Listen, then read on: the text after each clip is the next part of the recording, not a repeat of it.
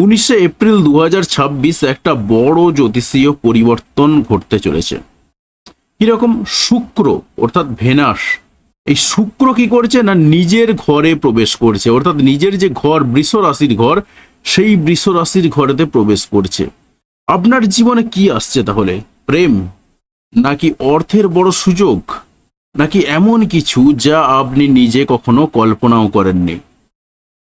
এই এক মাস অর্থাৎ 19 এপ্রিল থেকে 13 মে, এই সময়টাতে কিছু রাশির জীবনে চমকপ্রদ কিছু উন্নতি ঘটতে চলেছে। আবার কিছু রাশিকে নিতে হবে সতর্কতা। আপনার রাশি কি এই লিস্টে আছে? এই ট্রানজিটের ফলে কারা লাভবান হতে চলেছেন, নাকি আপনাকেই নিতে হবে একটা বড় সিদ্ধান্ত, নাকি বড় সমস্যার মুখোমুখি আপনাকে ফেলে দেবে?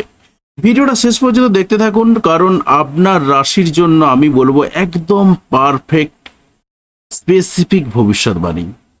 তবে শুধুমাত্র ভেনাসের সাপেক্ষেই কিন্তু আমি বলবো, অর্থাৎ শুধুমাত্র শুক্রের সাপেক্ষেই বলবো, যদিও বা তার মধ্যে বেশ কিছু পরিবর্তন আসবে, সেগুলো আমি অ্যাড করে দেব। তবে মেন ফোকাস হবে ভেনাস। তাহলে ট্রানজিটের যদি আমরা ব্যাকগ্রাউন্ডটা দেখে নিই, ট্রানজিটের ব্যাকগ্রাউন্ডে কে রয়েছে? 19 এপ্রিল 2026 থেকে শুরু করে একেবারে 13 মে 2026 পর্যন্ত শুক্র থাকছে বৃষ রাশিতে, অর্থাৎ নিজের ঘরে। এটা তার বৃষ রাশির নিজের ঘর। এরপরেতে সে তার চলে যাবে আবার মিথুন রাশিতে। তো আপাতত যে এই ঘরে থাকবে তার নিজের ঘরেতে, এর ফলে কি হবে? প্রেম, সম্পর্কের উন্নতি, সৌন্দর্য, বিলাসিতা, অর্থ, এই ধরনের বিষয়গুলো কিন্তু জোরালোভাবে প্রভাবিত হবে। সেটা নেগেটিভলিও হতে পারে, পজিটিভলিও হতে পারে। তো সম্পূর্ণ ভিডিওটা দেখে নেওয়া যাক। বৃষ রাশির মানুষদের জন্য কি ঘটনা ঘটবে? বৃষ রাশি যেহেতু ভেনাসের জাতক এবং ভেনাস তার নিজের ঘরে প্রবেশ করবে, স্বাভাবিকভাবেই তার মধ্যে একটা লাইফে একটা গ্রো আপ টাইম তৈরি হবে এবং জীবনে সবকিছুই ভালো লাগবে, ভালো লাগা তৈরি হবে, নিজের প্রতি ভালোবাসা তৈরি হবে, আপনার ব্যক্তিত্বে আকর্ষণ বাড়বে, আত্মবিশ্বাস বাড়বে আপনার। প্রেম সম্পর্কের জন্য সেরা সময় কিন্তু এই একটা মাস। তাই বৃষরাশির যারা মানুষ রয়েছেন তারা এই একটা মাসটাকে ভালোভাবে কাজে লাগাতে পারেন। এছাড়াও কিন্তু নতুন কাজে সুযোগ আসার সম্ভাবনাও রয়েছে। অর্থাৎ বৃষরাশির যে জায়গাটা তৈরি হচ্ছে সেটা হচ্ছে সম্পূর্ণ নিজের দিকটা ফোকাস হচ্ছে, তার নিজের দিকটাকে সব থেকে বেশি ফোকাসড করবেন তিনি। একটু সেজে গুজে বেড়াতে ভালোবাসবেন এই সময়টাতে, একটু নিজের প্রতি ভালো লাগা তৈরি হবে, ভালোবাসা তৈরি হবে, এই জায়গাগুলো কিন্তু তৈরি হবে বৃষ রাশির জন্য। তাহলে আপনার রাশির এই প্রভাব কেমন লাগলো সেটা অবশ্যই কমেন্টে জানাবেন। আর এই রকম আরও অ্যাস্ট্রোলজির আপডেট পাওয়ার জন্য চ্যানেলটা অবশ্যই সাবস্ক্রাইব করে পাশে আসা বেল বাটনটা অবশ্যই প্রেস করবেন।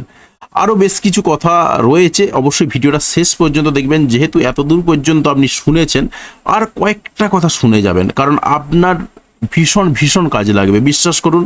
কারণ অ্যাস্ট্রোলজিক্যালি অ্যাওয়ার্ড হওয়াটাও কিন্তু ভীষণ দরকার। এবারে আসি কয়েকটা প্রসঙ্গে।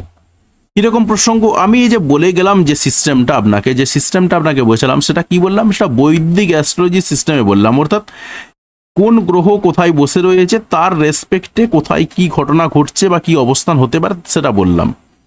এবার আপনি যখন আমাদের কাছে আসবেন বা আমার কাছে আসবেন, আপনি অনলাইনেও আসতে পারেন, অফলাইনেও আসতে পারেন। তো যখন আসবেন তখন কিন্তু আমরা বৈদিক অ্যাস্ট্রোলজি সিস্টেমে কাজটা করব না। আমরা যে সিস্টেমে কাজ করব সেটা কি সিস্টেম? সেটা হচ্ছে কেপি সিস্টেম, কেপি অ্যাস্ট্রোলজি। আপনি চাইলে গুগলে সার্চ করে দেখতে পারেন যে কেপি সিস্টেমটা কি। কৃষ্ণমূর্তি পদ্ধতি। এই কৃষ্ণমূর্তি পদ্ধতিটা হচ্ছে মডার্ন অ্যাস্ট্রোলজির পদ্ধতি।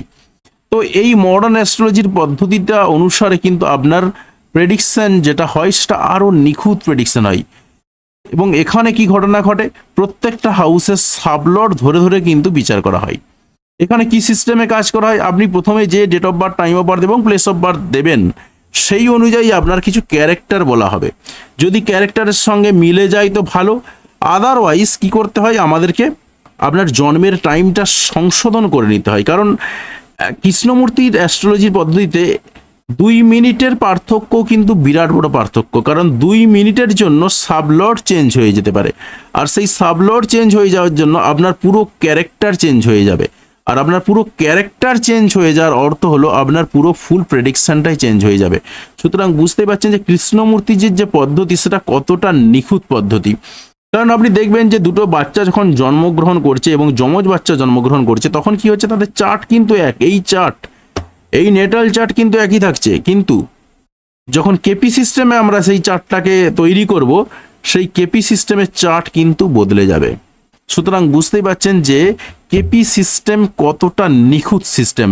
এবং এই যে জন্মের ছকটা আপনি দেখছেন এটা সাউথ ইন্ডিয়ান সিস্টেমে তৈরি করা হয়, সাউথ ইন্ডিয়ান সিস্টেমে ব্যবহার করা হয়। অর্থাৎ আপনারা যে নর্মাল যে সিস্টেমটা দেখেছেন সেই সিস্টেমে কিন্তু আমরা কাজ করি না। তো আমাদের সিস্টেম কিন্তু অনেক উন্নত মানের সিস্টেম।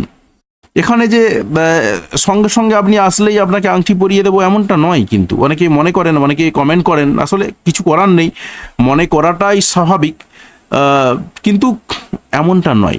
আপনি যদি সঠিকভাবে প্রেডিকশান নিয়ে যান সেই জায়গাতে দাঁড়িয়ে আপনার আংটি পরার হয়তো জায়গা থাকবে, সেটা একটা কিংবা দুটো, 5 আঙুলে 5টা আংটি পরার দরকার পড়বে না আপনার। কারণ আমরা যেটা করি সেটা একদম নিখুঁত সিস্টেমে কাজ করি।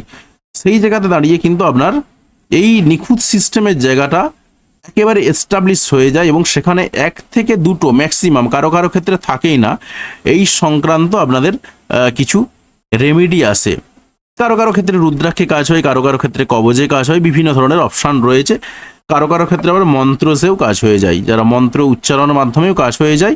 বিভিন্ন ধরনের পদ্ধতি রয়েছে, যে যেরকম চাইবেন তার সেই রকম পদ্ধতিতেই করতে হয়।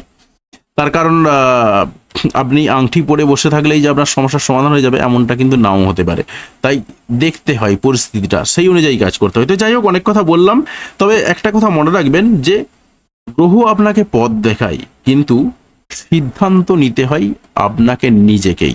তো ধন্যবাদ ভিডিওটি দেখার জন্য।